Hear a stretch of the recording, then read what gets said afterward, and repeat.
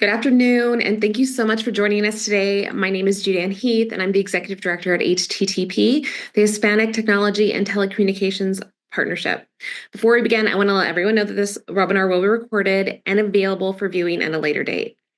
So HTTP is a coalition of the country's largest Latino civil rights organizations who work in coalition to promote access, adoption, and the full utilization of technology and telecommunications resources by the Latino community across the U.S.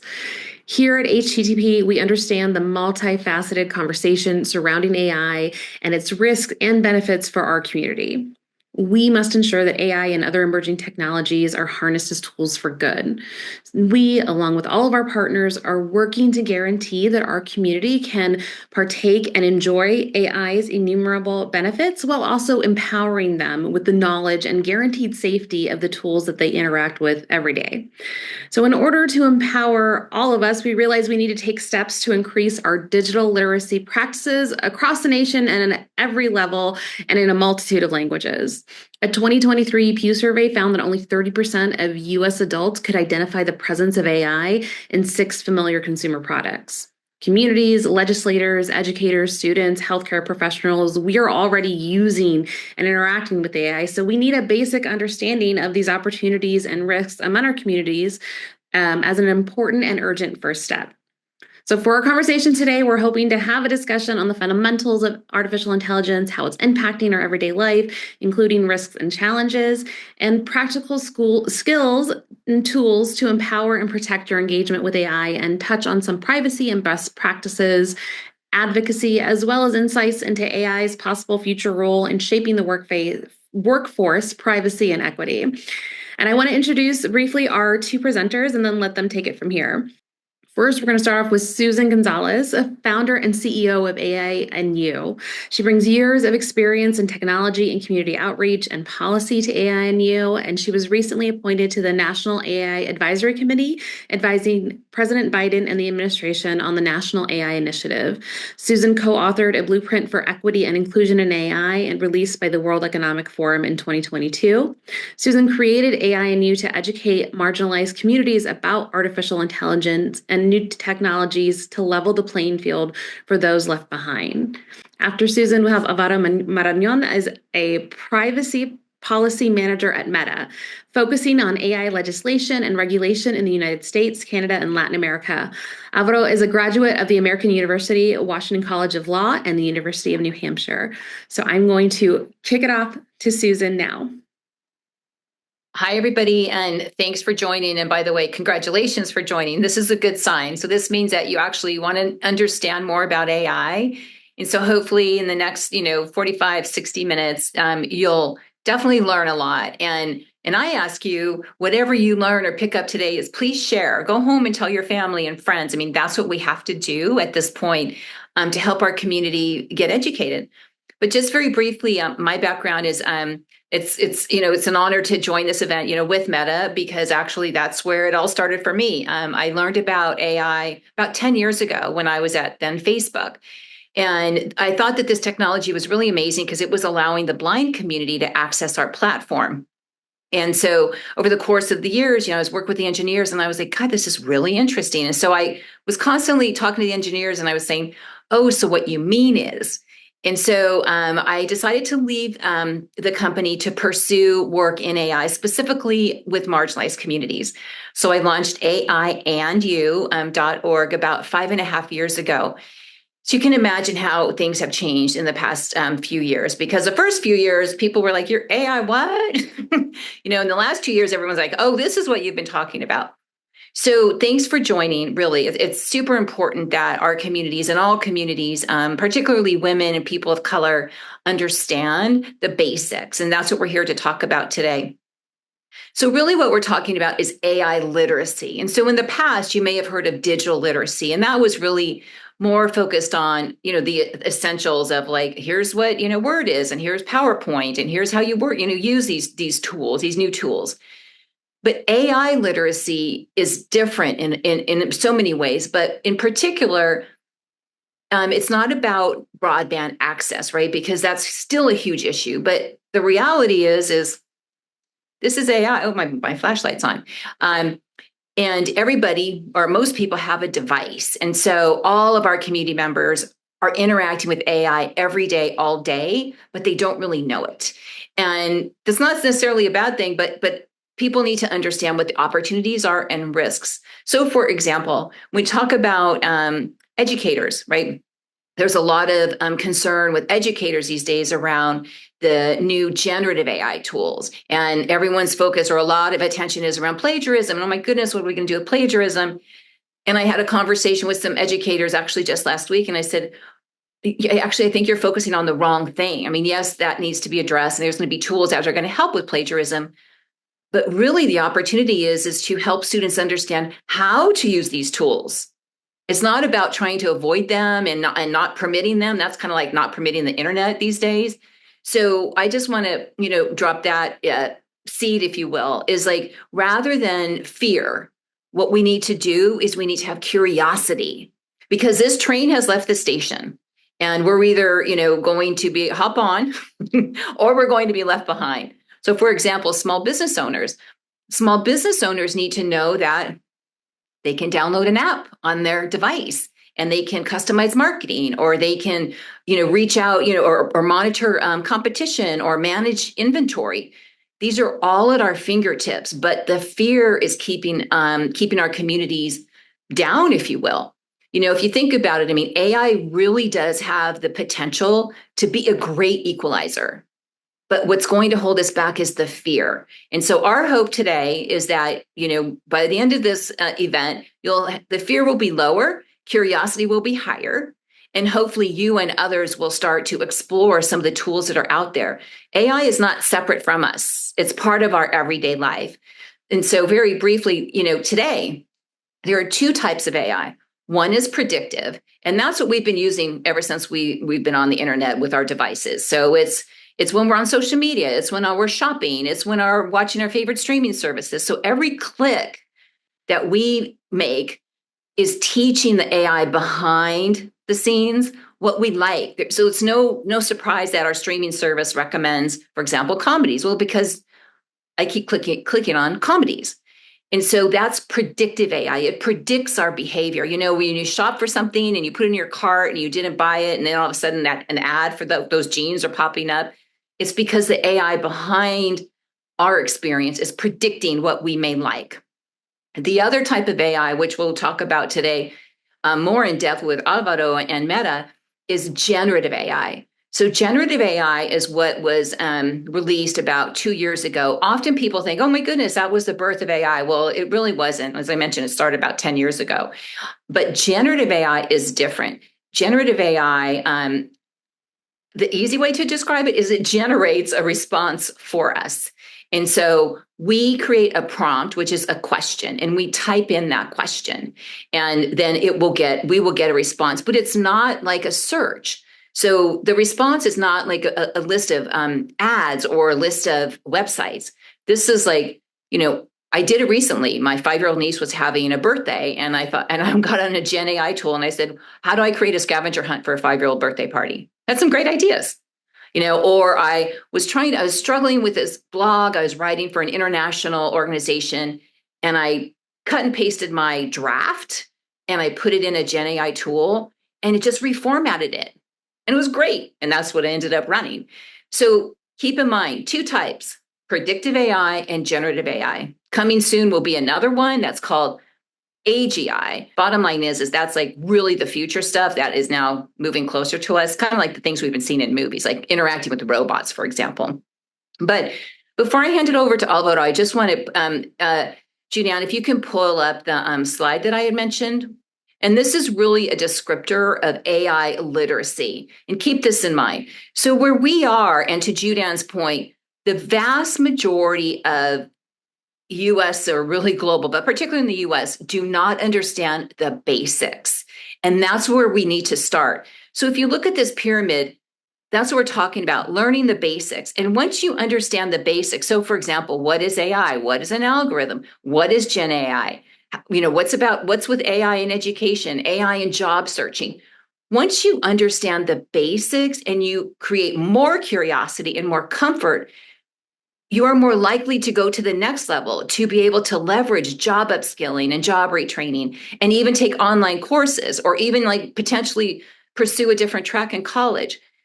That will ultimately lead to more safe experiences, but also, again, more curiosity to adopt these AI tools. And just be aware, because what's happening a lot now in the AI narrative, if you will, is a lot of people are talking about like the third level. Like, oh yeah, big companies respectfully are launching great job upskilling. And what I tell them, I said, it's not going to work. That's like expecting people to start at trigonometry. There's a reason we started with Algebra 1 when we went to college.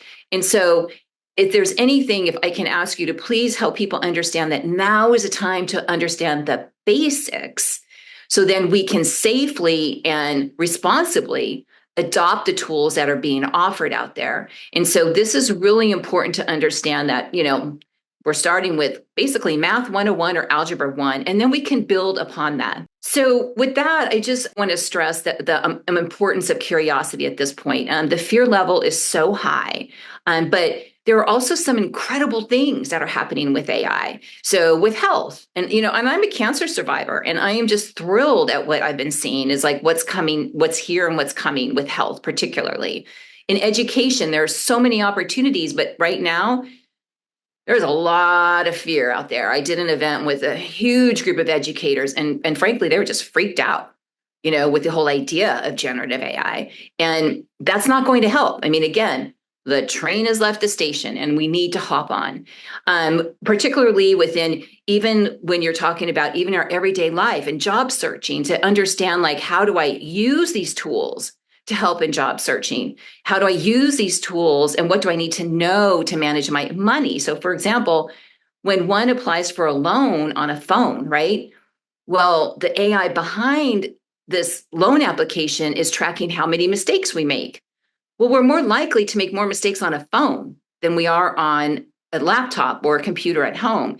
And so a lot of people of color are using their phones for all of these types of transactions.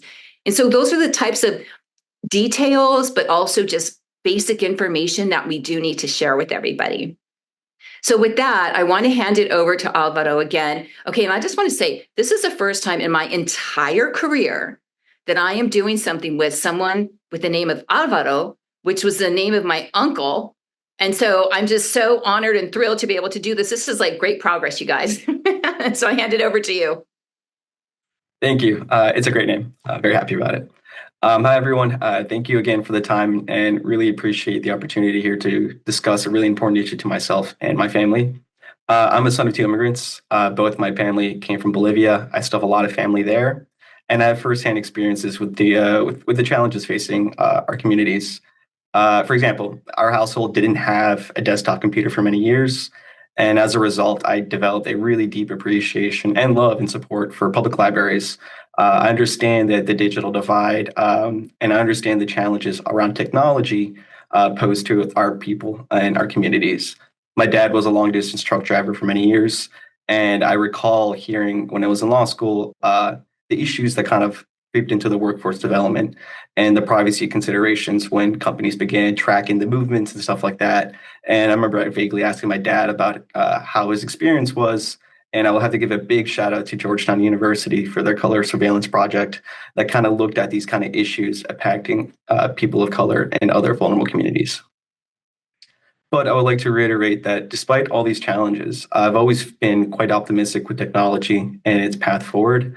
I've always found it to be a positive, I guess, moment of innovation. For example, I had a lot of learning difficulties with language growing up. I was an ESOL until maybe seventh grade. But part of that was working with my school and my public programs that eventually helped me find a curriculum that actually used AI and helped me kind of build up the infrastructure and the technical skills around grammar and sentence structures that kind of get me where I am today. And to begin, I would like to thank and appreciate my employer, Meta, for this partnership and for the opportunity to speak on this important issue. As Susan previously mentioned, AI is not new. I think it's really important to kind of break down beginning to see what is AI and what isn't when we're talking about these discussions. There's two essentially schools of thought. It's classic AI, and this is what you've seen for many years. This will perform functions on existing data. Spell check, spam filters, all these different things you've seen have been around for decades, and that is accumulation of AI. And these types of functions can go from classifying data, grouping data, and this could be like assigning labels to images or identifying customer segments with similar purchasing behavior or choosing actions, determining how to steer an autonomous vehicle. But as 2 years ago, so we've seen, and everyone here became a little bit more familiar with, generative AI kind of came in and changed our perception of what is and what isn't possible regarding AI. And the benefit of generative AI, it creates new data. It generally refers to a broad range of technologies that's capable of generating new content. This often includes text, images, audios, video, and code. And the creates a great opportunity for everyone involved in technology, but also outside of it, to benefit from this new iteration of technology. Startups can kind of create and enhance their visual storytelling through generative AI. You can kind of help people who are visual learners, like improve your product and understand. The educational applications are tremendous. I've seen applications with VR and AR, kind of showing kids how dinosaurs actually looked and interacted, to see like a DNA cell structure and all these different applications.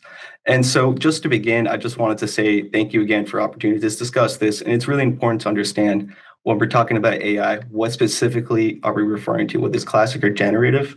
Because from there, the importance is the use, applications, and context, and the related risks that companies generally have to address or try to mitigate against.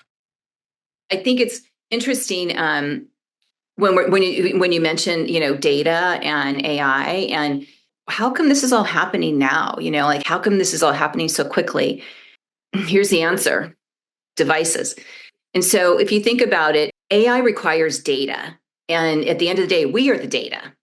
And that's not necessarily a bad thing, because it makes our life much easier, right? I mean, now we can shop online, or we can use, Uber or Lyft or whatever. That wasn't possible before, but all of that is because of the data that we're creating. So some people say, well, how come this has exploded all of a sudden? Well, look around. Most of the time, people's heads are down because they're clicking away and creating data. And that, again, not necessarily a bad thing, like I mentioned, with health and others. But the reality, too, is that one thing that we all do need to be aware of is it doesn't always get it right. And so like with generative AI, particularly when I was mentioning about prompts and, putting in your questions, think the biggest opportunity for educators, especially and students, is to identify where the information got it wrong. So that's called a hallucination on Gen AI. And so when let's say, for example, someone educator said, oh, instead of wanting to stay away from Gen AI, what I did was I assigned my students a report to use a Gen AI tool, and then to go through that report and cross-reference it, the entire report, to see if all of the information was correct. Because if you think about it, we are at the infancy of this technology, and we can't expect it to be right all of the time. And it will be wrong some of the time, and it has gone wrong some of the time, right? I mean, there's bias that's in AI, and that happens because we don't have enough perspective. So the people who are writing the code at all tech companies, unfortunately, we're not there yet, where we have all kinds of perspectives. And so I would say, like, if I created an algorithm and I wrote the code myself, I would be coming from the lens of a Latina, and the outcome would be from that lens. And so you may have heard where some tools have gone wrong in the past, like facial recognition.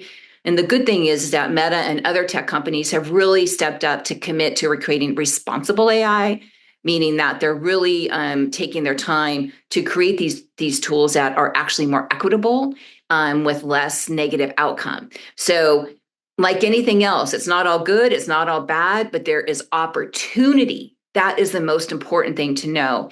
And also there's an opportunity for people to learn how to use this safely. I mean, Alvaro, what types of stories have you heard on those that have been able to use some of the Meta tools, like for small businesses or educators or whatever? Like, what kinds of stories have you heard? Yeah, it's been tremendous, exciting time to kind of see all the different applications. Just beginning regarding the generative AI use, we recently announced that we open up access to Meta AI, which has been integrated to our family of apps. So if you see Instagram Reels or WhatsApp, you can see a little circle function. If you click it, you can ask it questions that's powered through our Llama model. And when we rolled out access to more countries and languages, including Latin America for the first time, Bolivia was included, Brazil, Guatemala, and Paraguay, this allowed us to kind of open up the world to experience and experiment and play with this new types of technology. And it kind of fuel this curiosity that we always want to see in technology. Allowed people to find new interests, kind of dive deep into getting understanding how to's to build certain community projects, or kind of work on more community engagement project on arts or home decor. It could be a wide range of use cases that we haven't even thought about. And I think that's the benefit of this technology. A lot of the use cases you may not immediately know, but you're optimistic that these new creators, or these new entrepreneurs, the new innovators will find these beneficial applications. And from there, part of this also our commitment to developing responsible AI is also through our Llama Impact Grants, which has been a big project of ours. It supports organizations using our Llama model to address local issues related to education, public services, economic development, and more. And I'd just like to highlight a few of them that I thought were really exciting. For example, Help Mom, it developed an innovative chatbot service that delivers accurate and timely information on vaccine immunization. In Peru, there was another creation of a project that uses Llama to democratize access to understanding of the Peruvian legal system. It automated around 60,000 PDFs of judgments available through the Constitutional Court portal and kind of made this into a searchable format. And then in Brazil and Mexico, we also had other different projects, No Harm Summary Discharge, and TrueDocs, again, providing assistance to navigating government procedures, simplifying complex legal and technical language. End of the day, all these things create new opportunities for people. And one of the core beliefs at Meta has been our approach to open source AI. We think it's the right way to democratize this type of new technology and kind of avoid the pitfalls in the past where certain countries or certain communities had this new advancements and it would take decades, if not years, to go and be spread around to other places to benefit from. And at Meta, we've generally, as we previously mentioned, have been using AI for decades, but it generally is split into two schools. First, AI that's been using for recommendations and ranking infrastructure that kind of powers all of our applications. These are things that you've seen, whether it be feeds on our Reels or advertisement systems or to our integrity systems that I've been working on for many years. And in the second bucket is the new generative foundation models, as we call Llama, that is kind of enabling this entirely new class of products and experiences. And we are committed to developing research to protect around this, but also fuel the proper and responsible advancements around generative AI. And as a result, we've found that businesses have been better capable of responding to the interests of their consumers and also reaching new audiences, which is really beneficial to especially small startups and mom and pop shops that are trying to, cut costs, improve efficiency, and continue to achieve their objectives, especially for the people who've been excluded previously in the past. So, Alvaro, I want to help people understand. Sometimes hearing this information can seem like overwhelming, right? Like, what does that mean? What is AR? What is AR, VR, and all of that? But so I pulled up my Facebook page just to show you. And like at the very top, right here, it's like Imagine with AI. And just click on that. That is the Llama tool that Alvaro was talking about. So different companies, I'm just going to say this, Alvaro, there are different companies with different names. So you might have heard, this is like the ChatGPT for Meta, because ChatGPT has kind of become this term that people think is the only thing out there, and it's not. I mean, Llama is pretty amazing, particularly when it comes to graphics. And then there's, Google Gemini and Anthropic Claude. So there are a variety, but Meta is really one of the best tools out there. You could create graphics. So for example, as an example, that pyramid graphic I just showed you, when I was thinking about it, and I thought there's got to be a way I can describe what AI literacy is. And I feel like it's kind of like a an advanced pyramid. And so I got into a generative AI tool, and my prompt was, show me a pyramid with people climbing up, because I thought that might illustrate it. Well, that didn't really work, but I took that image and I sent it to my graphic artist. And I was like, here's what I'm thinking. And then you saw the result. So there are the opportunities are endless. I mean, can you imagine, like, look, on this could be a small business owner could use this tool and create a brand new logo, or create a character that represents their business. I mean, these are the types of things that are out there at our fingertips. And like, that's the point, right? Is for people to understand it's not scary. It's actually pretty cool. And with a lot of opportunity, we just have to have the curiosity and willingness to try. So so just keep that in mind. It's not scary out there. I see Judan up here. And by the way, I think they turned the chat on. I saw a couple. Yes. So we actually also have some questions coming in. And before we get to this amazing question too about diverse team designing, I want to take a step back because Susan has mentioned curiosity, and Alvaro, you've mentioned some amazing things that can happen when people have the tools and have the curiosity and have the ability to use this. But what are some key indicators for anybody that we know that we are interacting with an AI system rather than a human? Is there something that we as consumers and users can look for when something is AI generated, whether that's in a response or an image? Yeah, that's a great question. Let me take a first pass at this. I think it's really important that it's twofold, both on the company and organization providing these tools, and also building the resources to empower the users. If you look at parallels in the past, whether it be cybersecurity or privacy, it took a long time for people to kind of build up that hygiene. Oh, maybe I shouldn't share this information, or I shouldn't post a photo of this, or I shouldn't click on that suspicious link. But that didn't happen overnight, and it happened with like a calculated investment from a lot of stakeholders to ensure that the users that are interacting with these products or services understand the risk and understand the protections they could receive. And as a result, at Meta, we've been significantly implementing disclosure mechanisms that enable individuals to understand when they're interacting with AI-generated content. For example, when you see like a photorealistic image, often created using our Meta AI feature, we add visible watermarks. And these are things you can often see, let's say in the school context, if you get school photos for your kids, they have those giant like do not print or whatever the photographer this company is. Those are generally what we provide. And you can see it on there to kind of help demonstrate to users that this was both generated through AI, but we also include invisible watermarks, which are called latent. And this is for more of our industry peers, so we can kind of track this development of this technology and also make sure it's properly developed. But again, part of our commitment is working with industry leaders. This is not just us, as you mentioned, Google, OpenAI, Microsoft, Adobe, a bunch of different companies are creating generative AI tools and features. And it's really important that we all have the ability to communicate with each other so we can track risks and also communicate anything we learn to our user end base. Yeah, and I would also say, so this is let me just not, as a company representative, but just as like a user, right? So I just had this conversation a week ago at this huge event in San Francisco, an AI event, and we were talking about agents, so like chatbots, right? So you get on, fill in your blank website, and it says, well, would you like to chat with us? And then the little box shows up, and that is the chat bot, which I'm guessing somebody came up with that name from robot and then turned it into chatbot because it's chatting with us. But here's the thing, the algorithms behind that chatbot, there is a defined number of questions that it can answer. And you'll know, right? So when you ask very classic questions, it will respond. And then when you ask more of a question that you would ask a human, it will say, whatever, it'll give you a response that it can't answer.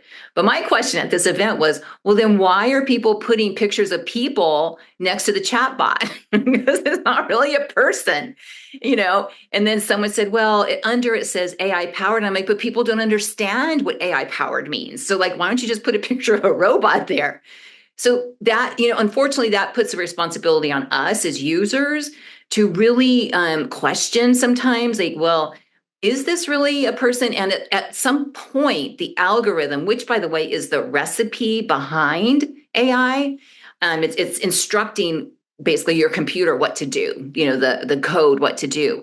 But the algorithm is limited. And that's, unfortunately, that's almost kind of when we're going to know that it really is an AI tool. And I don't want to overlook the fact of misinformation as well. That, we're past the election, but there are still plenty of opportunities every single day for us to encounter misinformation. Okay, so for example, one time, this was before the election, and I remember something came through on one of my social media platforms, and it was Taylor Swift with La Creuset cookware, and I like La Creuset cookware, and even me, right? I'm in the middle of the AI ecosystem. I almost clicked on that because I was like, well, if she's supporting La Creuset, maybe I want to learn more. I didn't. And sure enough, to find out, later that day, I saw it somewhere else. Like, yeah, it's not Taylor Swift. So be aware and be vigilant on what you're clicking on. And, is all I have to say as well.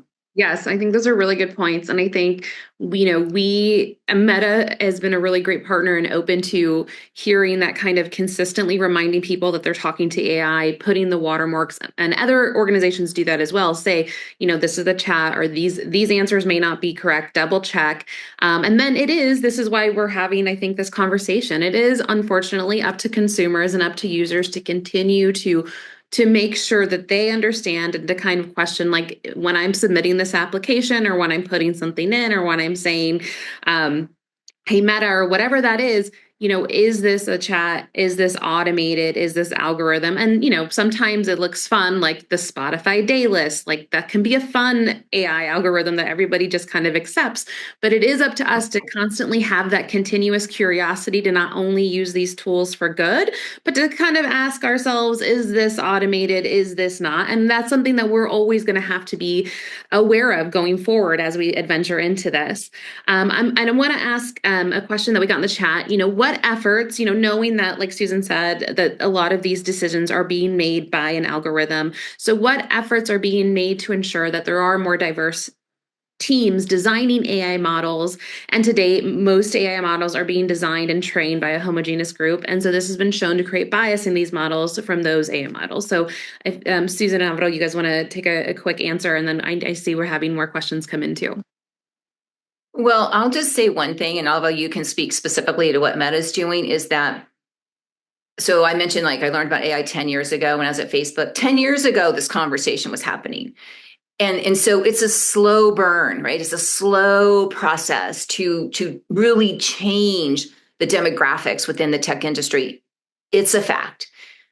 Okay, but meanwhile, this technology, again, the train has left the station. So we cannot sit back and be like, okay, well, we really want to see when there's more diverse people in tech. We don't have we can't afford that as a community. We need to get comfortable with this technology today, as it is written and designed today, and understand how to use it safely.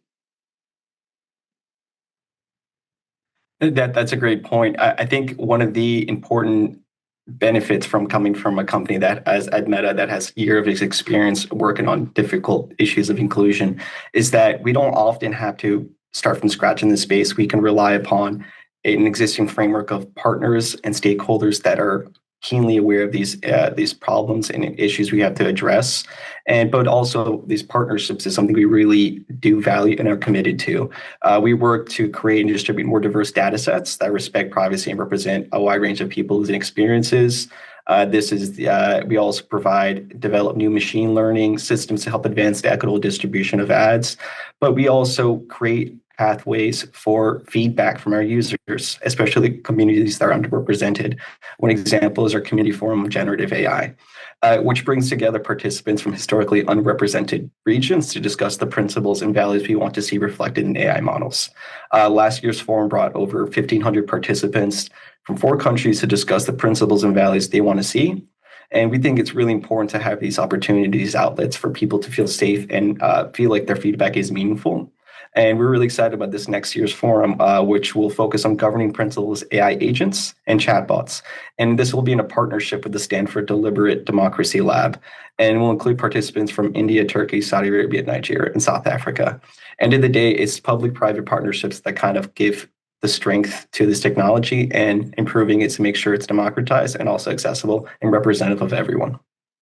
And yes, Alvaro, yes. And at the same time, the issue is is if you think about the life cycle of AI, the development life cycle. So imagine a big circle, right? So at some point in that development cycle is where this needs to change, because by the time you get to the end and you're talking to stakeholders, it's already done. And so that's where the key issue is in the development of these AI tools. And the good and not so good thing is that AI has become incredibly competitive amongst the tech companies. And so respectfully, nobody really wants to take their time, right? It's like first out of the gate wins.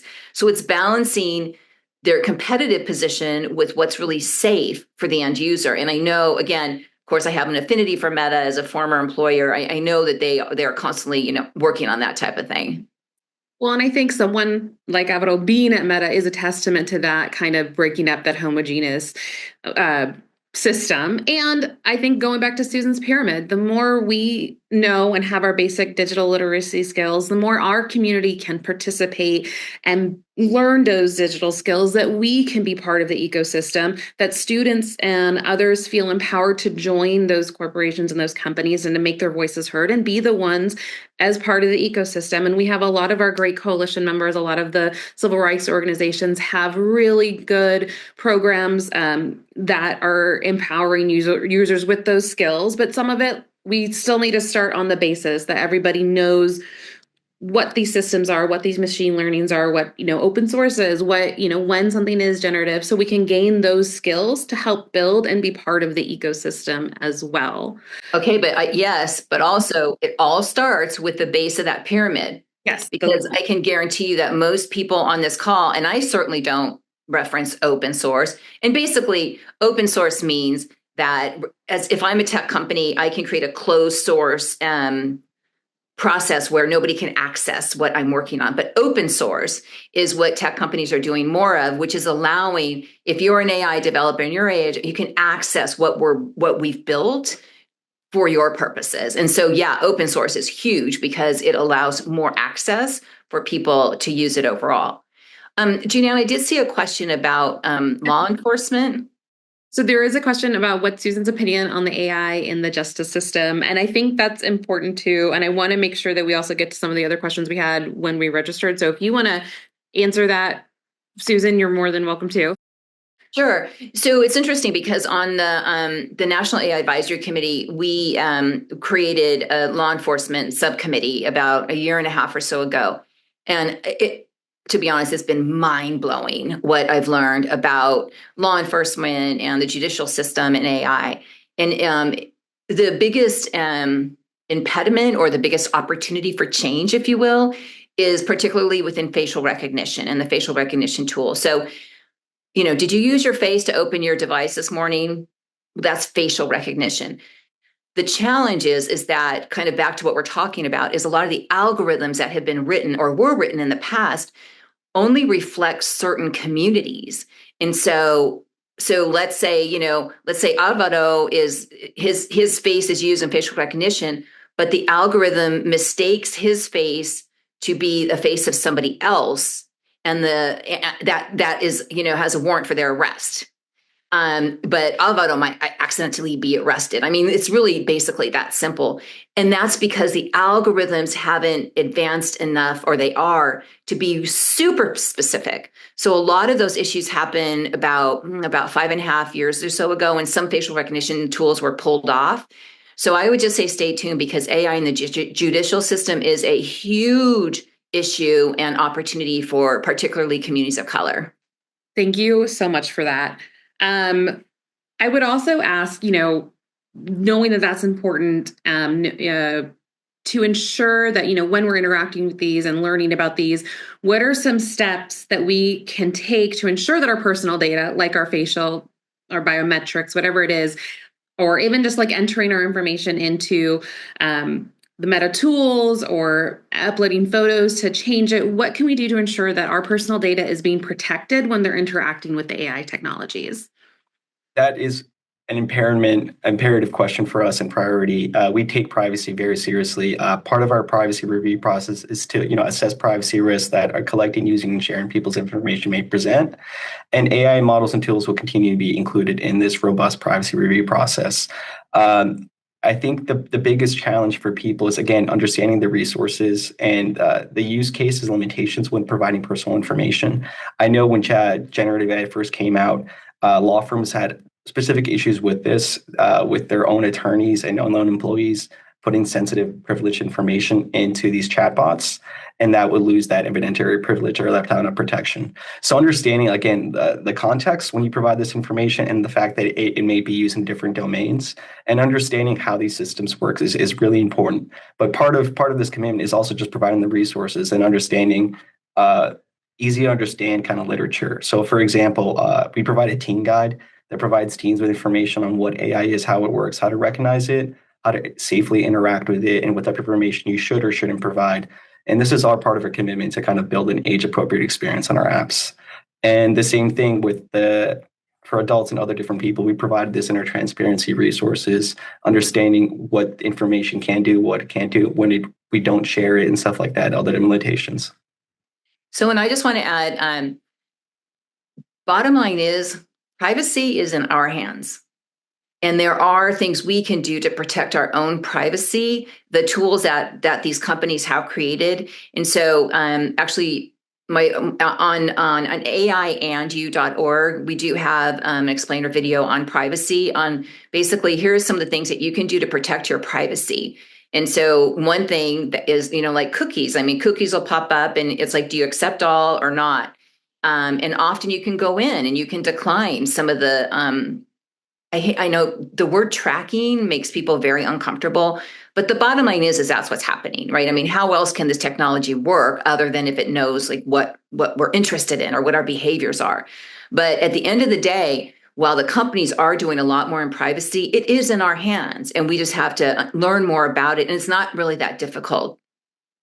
I definitely agree. I think that a lot of our own privacy and our own data, we have to be empowered with the tools and the knowledge to take it into our hands and to safeguard it as we continue to advocate for national privacy regulations in which we are all protected and we can all have a little bit more ownership over our data. And I do know that there are companies that are trying to take steps to ensure that we are knowledgeable about when and how our data is being used to inform ads or any other algorithmic decisions. And this is why hopefully this is the beginning of many conversations that we can continue to have with our partners on these trainings, on these digital skills to know for everyone to have that empowerment. And I think that also goes in with a question, a couple of questions that have been asked, I have a question here that says, what are ways that AI can enhance these educational opportunities and resources for the Hispanic community? And, we have a question that's also asked, what's being done to increase career pathways for Latinos to enter the AI ecosystem, specifically in public health and HR space? So there is a lot of, I'll let you both speak to that, but just, the conversation around how can we as a community get more educated? How can we use these tools to enhance our opportunities? Well, I would start with curiosity again, right? So it again, the level of our knowledge is in our hands because there are several resources, and this is not just about AI and you, but our intent, our focus is to help people understand AI in easy to understand language and in short spurts. So this is not a certification process. This is you come and watch a 4-minute video and now you understand what an algorithm is. But I think really, look at us. I mean, look at Alvaro and I. I mean, we're in the AI ecosystem, but neither of us are AI engineers.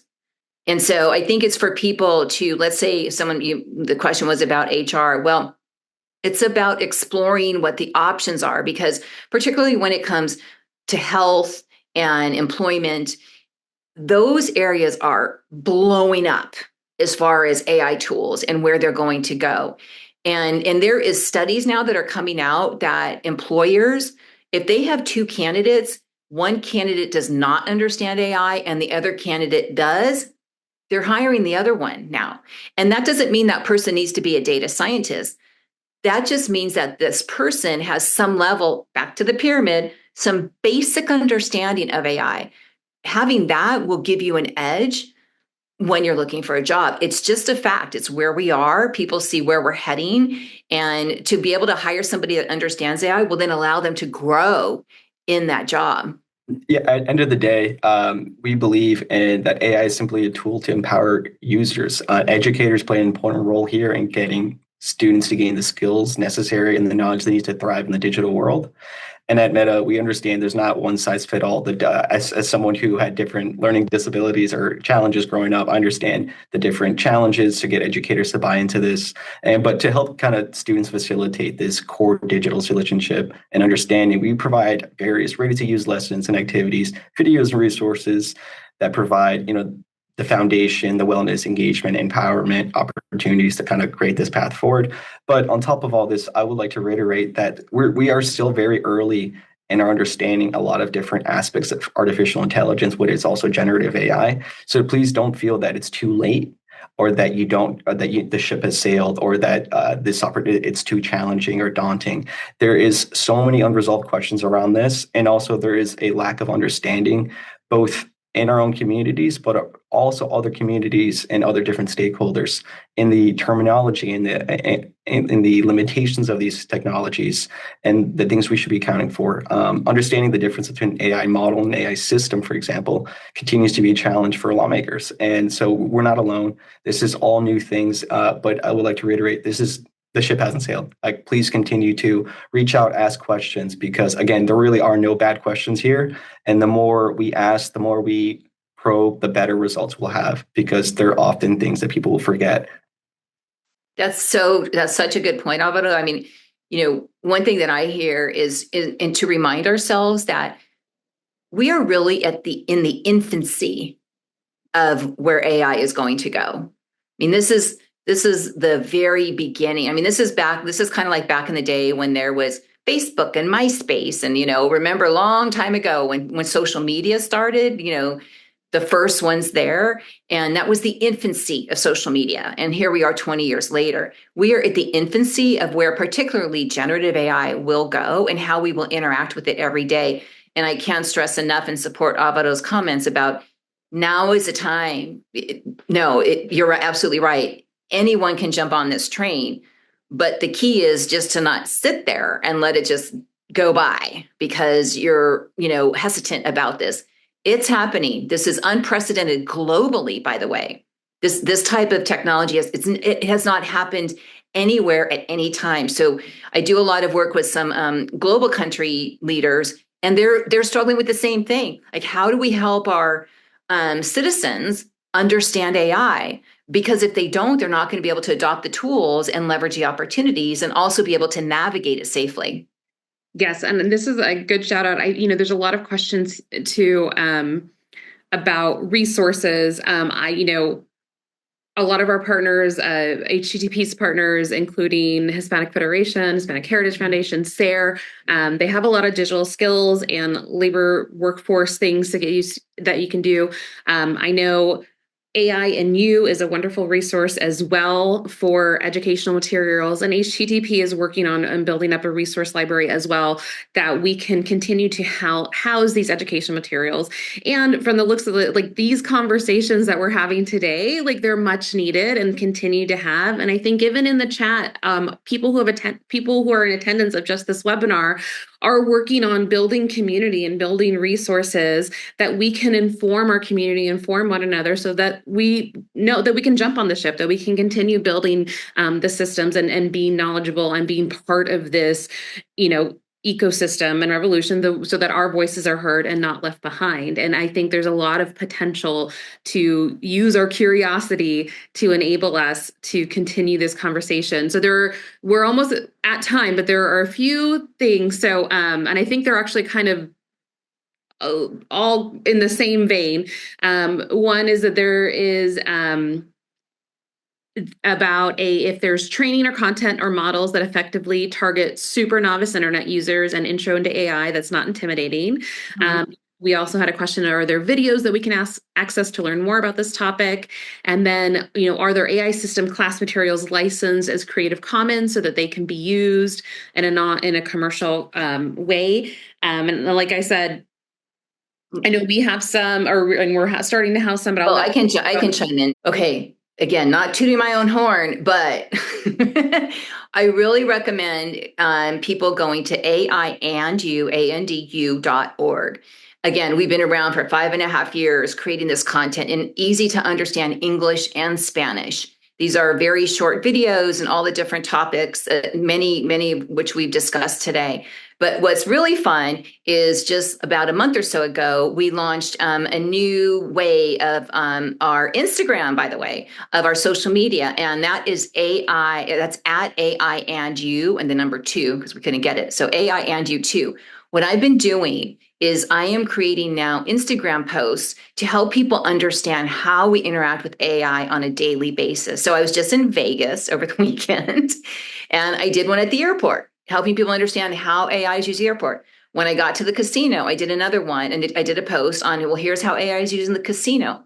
The goal is to help people understand we interact with it every day, all day, and here are some of the things that we should all know.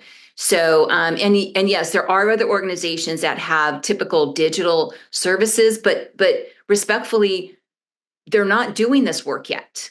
Nobody is really providing simple understandings of AI, and tech companies do a great job of explaining AI as it relates to their products, which is different. I would say that's like one level up on the pyramid, but where you sit is like at the bottom, at the base layer. And I think that is a really good place for people to start. But I hope you can follow us on Instagram because it's really pretty fun. I'm getting a lot of great feedback. Yeah, I would like to reiterate that there is a lacking of a more collective location that's easily accessible resources from a wide range of familiarity and expertise. But at Meta, part of our commitment to open source is ensuring that our developers downstream have the tools and resources to make sure that they can actually use this technology in a way that they want to, and that way it is beneficial. And I think it's just imperative that we provide these opportunities, because open source models, as we mentioned, provide some of the benefits and flexibility that we haven't seen in the past. Previously, if you were a small-time developer, let's say in Bolivia, and you want to use this for your local community project, you would have to have first the infrastructure and then pay for the fees or whatever it is for if it's a monthly subscription. In open source, the AI kind of provides this democratized access, so anyone could really access this and benefit from this without having to have all these high upfront costs. And I think that's really important, because this kind of will build a way of essentially a world where you'll have tailored models that cater to specific cultural, geographical, linguistic needs that is truly representative of your community and of what you want to do as an individual. And I just want to clarify. So even the term AI developers, people may not understand what that means. And that is like basically someone who has this great idea of like, oh, I want to create this AI tool to allow the New York system to find, to find parking in New York. I say that because I just read an app draft about that. Those are the developers. So when I was talking about the life cycle, yes, that's in this life cycle. Where we are is over here as users. And that's what we're talking about is, at the end. So it's a very complex life cycle, as you can see. But again, events like this are a great start, and we need to continue this conversation. And by the way, I do want to stress that all content at aianu.org is available for use. I mean, our position is we create content to give it away. I mean, for me, this is a labor of love. This is because I learned when I was in the tech industry the potential of the impact, pros and cons, and I think we just need to all continue to pursue learning more. So whatever you can do to share and learn, it's good for everybody. Oh, someone said, what's the name of the Instagram page? It's AI and ANDUYOU, and then the number 2, AI and you 2. And we also provide digital literacy overview at meta.com. So please feel free to look it up. We also have resources for parents, educators, families. I really want to thank everyone in the conversation, everyone in the chat. People are putting their own resources in the chat as well. I agree too that privacy protections have to be clearly disclosed and easily used. And I think that if you're here today and you have more questions and you want to see more videos like this, please reach out to all of us here at HTTP, especially as well. We have amazing partners and friends, industry, government agencies, civil like Susan, and everyone that is working together to truly empower our community to not let the ship sail by. And as we all know, we're all coming to this conversation through different lenses at different levels. Some of us have some basic understanding, and some of us know what it takes, and some of us want to learn more. And some people work with people that have very little understanding of what goes into AI systems or what it means to use them or when they're interacting with it. So we really want to make these resources available, have these conversations, and continue to do them to reach everybody at all their levels, because it's going to take all of us, students, older adults, people who are already in the tech ecosystem, to come together to make sure that we as Latinos in the Hispanic community are empowered and benefiting from these tools as much as anybody else, and can truly uplift our community and use them as tools for good, and not be fearful of this, and have some fun with it. There are some fun things we can do with AI as well, while protecting our rights, while protecting our data, while protecting our privacy as well. So Alvaro and Susan, any closing thoughts? Please, the floor is yours. And thank you guys so much for joining. Yeah, just the closing thought is, please remember, there is the potential for AI to be the great equalizer, or a great equalizer. And now is the time to understand it. That's the beginning. So thanks for joining, everybody. Yeah, echo the same exact thoughts. It's a really exciting time to be in this space. And again, it's not too late to join or find your area of interest or find your area of involvement. There are no bad questions. Please reach out. I'm happy to be a resource if I can be, and also helpfully to provide any additional resources that we need to educate. Thank you again. Thank you all. We will be sending this recording out. Thank you, Susan. Thank you, Alvaro. Thank you, Meta and AINU, for what you guys are doing. Please continue to send HTTP your questions. Send us all your questions, because we want to have these conversations that benefit our community. So thank you, and have a wonderful day and week, and we'll talk soon.